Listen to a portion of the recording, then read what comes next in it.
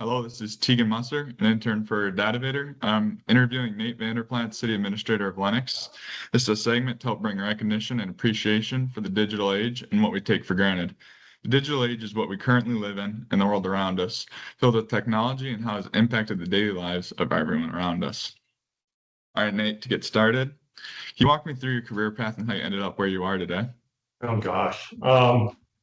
So I majored and I went to Door College, Sioux Center, majored in political science. And I think it was my senior year, I had an internship with a United States Senator from Iowa named Tom Harkin.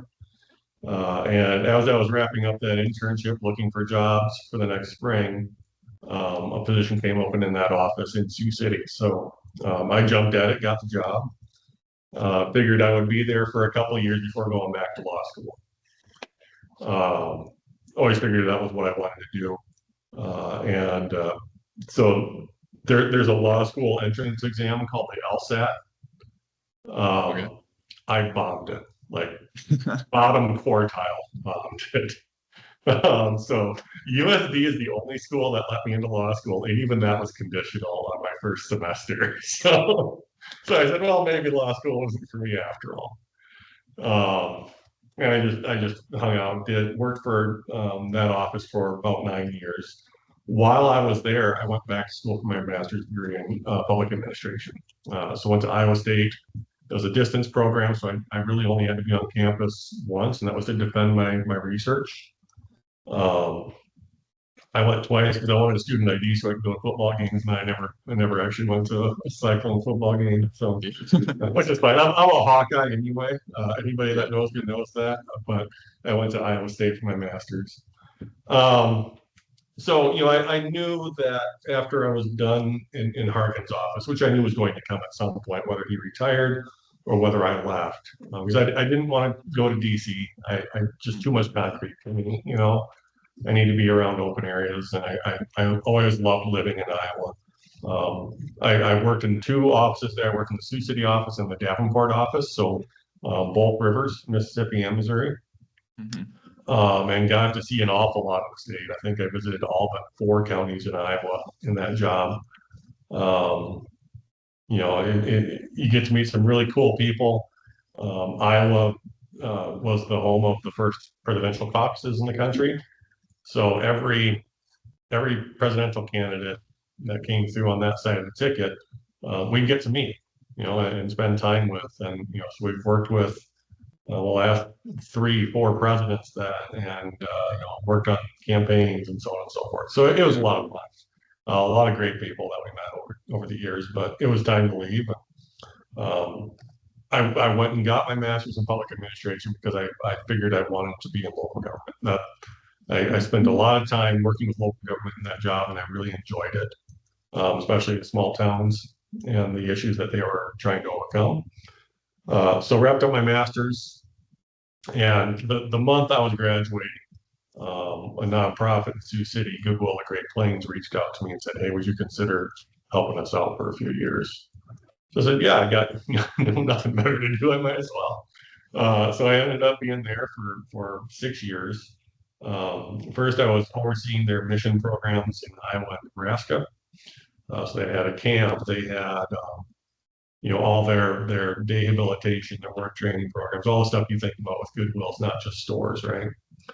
About 2 years before I left, I started overseeing their retail program as well, and all their missions. So Iowa, Nebraska, South Dakota, and Minnesota, and then all the 22 stores we have in that region. So I was, on the road at least a day a week, if not two, few overnights a month. Wasn't terrible, but I knew that I was going to want to do something different at some point. While I was at that job, another nonprofit came calling from my hometown. I was Promise Community Health Center and asked me to consider applying for their executive director job. I did that for less than a year. Wasn't a great fit, and I think important to know quickly, if it's not a great fit, just don't try and force the fit, right? You ever had a pair of shoes that fit bad? Yeah, you just tough it out, right? No, that's not Yeah. what you do. You get a different pair of shoes. Do not tough it out. Um, but I tried to tough it out, but it just didn't go well. So, and then I ended up here. I golfed for a few months after I wrapped up there. Um, Hung out looking for gigs, and the Lennox job came up. And I had actually looked at this job when I was graduating from grad school. It was open at that time. Our first city administrator, Justin Wiley, was leaving for Del Rapids, and so the job was open.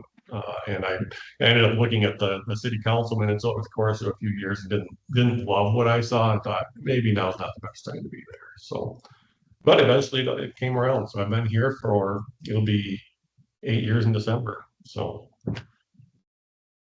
That's a great story. And another one is, at like what point in your job did you start noticing changes in the digital world? Or like as you evolved in your career, how did it change maybe with you? yeah, there have been big shifts and little shifts over the years. We're talking 20, I've been out of school for 23 years out of college. So, you think about what's happened over that time. The iPhone, when was the iPhone first thing we used? I don't even know that it existed when I was graduating from college, right? Um, when I started working for the Senate, when you're working for the federal government, they have huge contracts, like for technology and everything. And the only secure phone that they had on contract was the BlackBerry. I don't know if you even remember BlackBerry. Nope. It doesn't even exist anymore. Okay, it was completely demolished. There's a great movie about it on, I think it's on Hulu, and pretty accurate movie about the downfall there. They just couldn't keep up once the iPhone was introduced. And so, the mobile technology has definitely changed. Um, you know, uh, when I first started, I had a laptop with me everywhere. Now I have a laptop at home, and everything else is done either on my phone or on an iPad with a keyboard. I Yeah. sign documents on the iPad. If I'm not here, they can email it to me, and I can sign it with my Apple Pen. I mean, it's so cool. So we've seen big shifts like that, but I think when you look at um, the availability to work from anywhere is probably the biggest shift. Yeah. Um, I can remember when I was with Goodwill, we were building a new case management website. So this is where all of your case records are for every client you have, right? And we were doing this. I hunt like a lot, and we were doing this during duck season. So if it's slow for an hour, I was on my phone writing this website and creating forms and so on and so forth. Mhm. That wouldn't have existed 5 years before Yeah. that. So and that can be a good thing and a bad thing. For somebody like me who has a hard time shutting stuff off, like shutting work off or shutting whatever else is going on in my head off, it's not great. I'll be honest. It means like if I'm checking emails on a Friday night or a Sunday morning or whatever, it's not the healthiest thing in the world, right? Yeah. No, there are ways to control that. I've turned off notifications for emails and text messages, stuff like that. So that helps. Um, but there's all kinds of other changes that come with it. Phishing, spam, spam was an issue, but phishing was not an issue, was not a thing when I was your age. Um, you had firewalls; they were very rudimentary compared to today. Um, and then you look at the advent and onset of artificial intelligence and what that's meant. Um, I pay attention to a lot of the online forums. I don't participate because that's not smart. But keeping tabs on the data center talk and all, why we don't need data centers. We don't need artificial intelligence, and they're literally using all of the above in their Yeah. arguments. They just, and in some cases, just don't realize that you're doing it. Right? It's not just I got ChatGPT opened up on a window or Claude or whatever Mhm. else. No, you're using it every single day. No, I think back to when I was in high school and college, the equivalent of um, Chat GPT or whatever. What does Microsoft have now that's on their system? Microsoft is Claude. Yeah, there's something else. I'll pull it up here. Yeah, Claude. There's something else I was thinking, but Hmm. when I'm in a document and typing, um, spell check, grammar check, all those things are Yeah. all artificial intelligence. Uh, the old paperclip. You ever heard of the old paperclip that would pop up? You gotta check this out. I think it was named Clippy. Like you'd be typing along in a document and Clippy would pop up and say, "It looks like you're trying to do this." Like, well, thank you, Clippy. Why don't I just do it?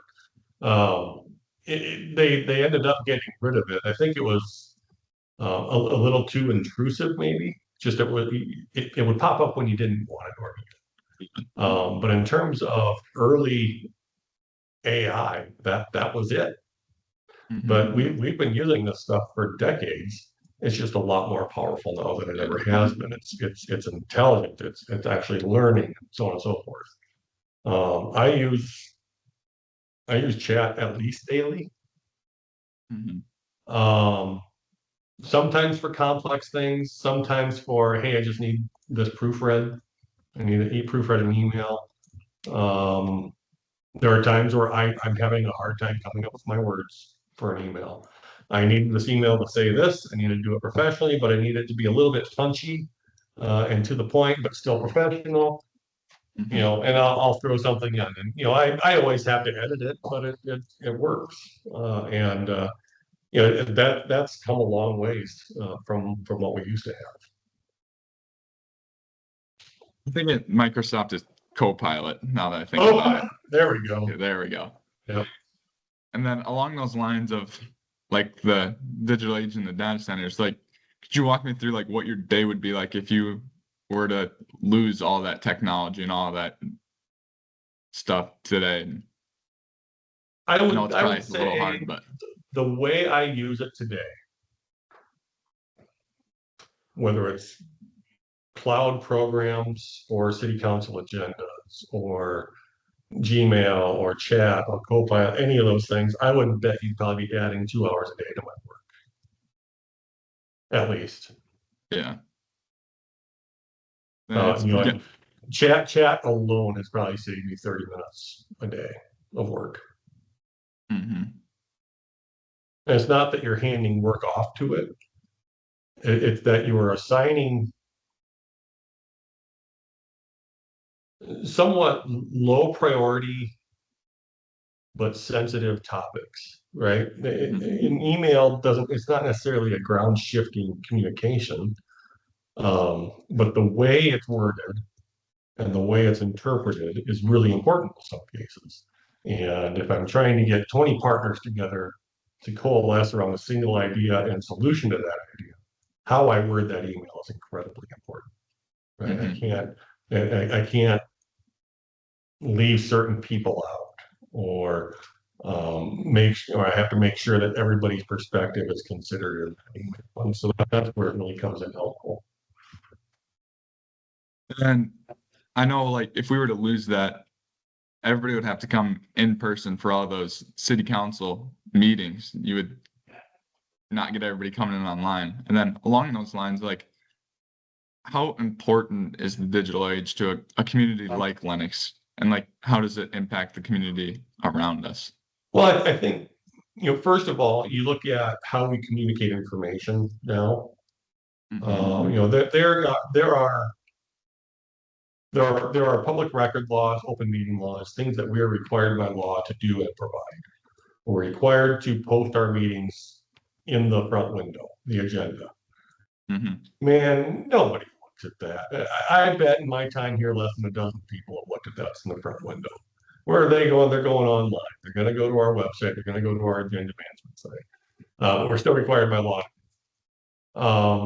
We are required to provide certain documents by law to anybody that asks. So on and so forth. So there are things that we're required to do. We've always taken a lot of pride in the fact that we go above and beyond what the law requires of us and do what the community expects of us instead, right?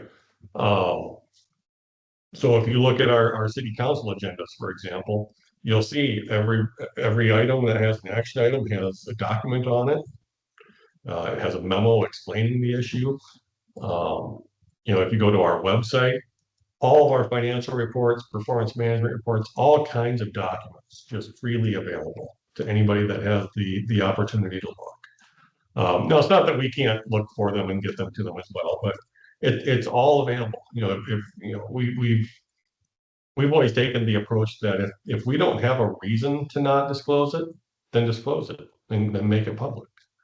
And so that's the approach we've taken. Without what's available online today, we wouldn't be able to do that. And what am I gonna, I can't post financial reports in the window every month so nobody can look at them, right? Now, whether somebody goes and looks at them is up to them. But having these digital tools available means that we can make it available to the world, just like that. I had somebody call last week. Hey, I'm not seeing this on the website. No problem. It took about 5 minutes. We got the document up there. Here it is. It's no big deal. It's so easy now. Now that we've got a decent website too, that helps a lot. Yeah. And then for you, what's like the biggest scare that technology can bring to a community like Lennox, and how can you contain that to not maybe reaching that scare? I don't know that I can put my finger on what the biggest scare is. Mostly because we don't know. Yeah. And that's usually where the pushback and the opposition to an idea comes from, is from the unknown, right? I don't know where this is 1, 3, 5, 10 years. None of us do, right? Yeah. We can all guess, and there's futurists that spend their time doing that kind of work. And it's kind of fun to watch those, but we don't know, and that's what can be scary to some people. To me, how it's used is probably the biggest if or but, right?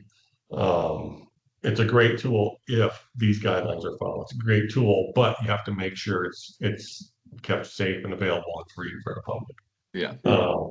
How we use these tools is the scariest thing, because as humans, when technology advances, what do we tend to use it for? Right. The biggest nastiest use possible is aggression and war and so on and so forth. Right. And that's just human nature. This thing is available. How can we weaponize it? Right. So from a personal perspective, that's my biggest, like, at what point do we start giving it decisional authority? Right. If you're talking about artificial intelligence, at what point do we allow an artificial being to make a decisional task? And in my mind, you don't, because I like to say a lot of, you look at a job like mine or like the law, and people tend to think in black and white. It's either right or wrong, black or white, legal or illegal, so on and so forth. And humans are one of the few things that can actually understand nuance and understand the fine points and think, well, what ifs and the buts and so on and so forth. So, I think, you're always going to need that type of oversight, that type of human touch to make those decisions. But yeah, biggest fear is just the unknown. That's what's scary to people in general. That's the same for my work. We'll throw an idea out on the city council agenda, and before you know it, there's 5 different ideas that have come up for what's going to happen because of this. Like, yeah, really, we're just amending the comprehensive plan. It's really not that big of a deal. Yeah. But it's kind of unknown. It's not knowing what or who to trust and what the future holds. And then to kind of start closing us, is there like anything that you wish more people understood about the digital age and what like doesn't get talked about enough? I want people to imagine what it would be like had we not made the technological advances we have in the last 5, 10, 20 years. Yeah. And what your life really would be like. I'm not saying it would be a bad life. Hmm. But I think everybody likes to complain about how certain things are. Um, I don't know that we would complain if we had to return to how we lived 20 years ago. Right. I mean, and that's the same for every technological change over the course of history. Um, I just think spend some time thinking about what it would be like to not have those tools, to not have this. Now, there are a lot of days where I'd like to throw this in, but I mean, my life is lived on a mobile phone now. Yeah. That's where your social media connections are. That's where your work is. It's where your leisure is. It's everything. Everything you have is on there now. Yeah. Well, That being said, I had a colleague once that said, um, I was walking him out. We had closed the program. I was walking out the building on his last day. He said, we'll stay in touch. And we do a good job of staying in touch on Facebook. He said, just remember that a digital touch is not the same as staying in touch. mhm. So, it probably brings a lot of people closer together than they were before, but I bet it keeps people apart too. Yeah. Well, thanks for joining me today and You kind bet. of sharing your story on your impact and how it values your everyday life of technology. And it's great to hear your perspective.